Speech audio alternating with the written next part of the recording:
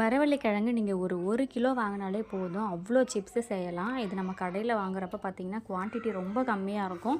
ஆனால் ப்ரைஸ் வந்து ரொம்ப அதிகமாக இருக்கும். ரொம்ப ஈஸியாக சூப்பராக வீட்லேயே செய்யலாம். வாங்க எப்படி செய்யுதுன்னு பார்க்கலாம். மரவள்ளி கிழங்க நல்லா கழுவி க்ளீன் பண்ணி எடுத்துக்கோங்க.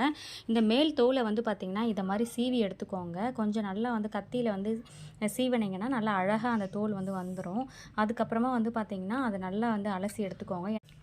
அலசி எடுத்துக்கிட்டு அதுக்கப்புறமா நீங்கள் சீவ ஆரம்பிங்க. ஏன்னா மண் வந்து பார்த்திங்கன்னா ஒட்டிக்கும். அதுக்கப்புறம் இதை மாதிரி ஸ்லைசர் உங்ககிட்ட இருந்ததுன்னா இதில் பண்ணுங்கள். இல்லை காய் சீவுறதில் வந்து இதை மாதிரி நைஸாக வந்துட்டு ஸ்லைஸ் பண்ணுற மாதிரி இருக்கும். அதுலேயும் நீங்கள் யூஸ் பண்ணி பண்ணலாம். என்கிட்ட இது நைஸர் டைசர் இருந்ததுனால இதில் நான் பண்ணேன்.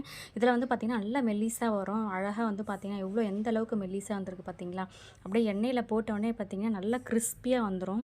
ரொம்ப ஈஸியாக ஒரு 10 மினிட்ஸ்லேயே செஞ்சிடலாம். இது சீவுறது மட்டும்தான் அங்கே டைமிங்கே உங்களுக்கு. அதுக்குள்ளே நீங்கள் அப்படியே எண்ணெய் காய வச்சுட்டு சைடில் அப்படியே சீவிட்டே இருந்தீங்கன்னு வச்சுக்கோங்களேன். சைடில் வந்து நீங்கள் அப்படியே போட்டு எடுக்க வேண்டியதுதான்.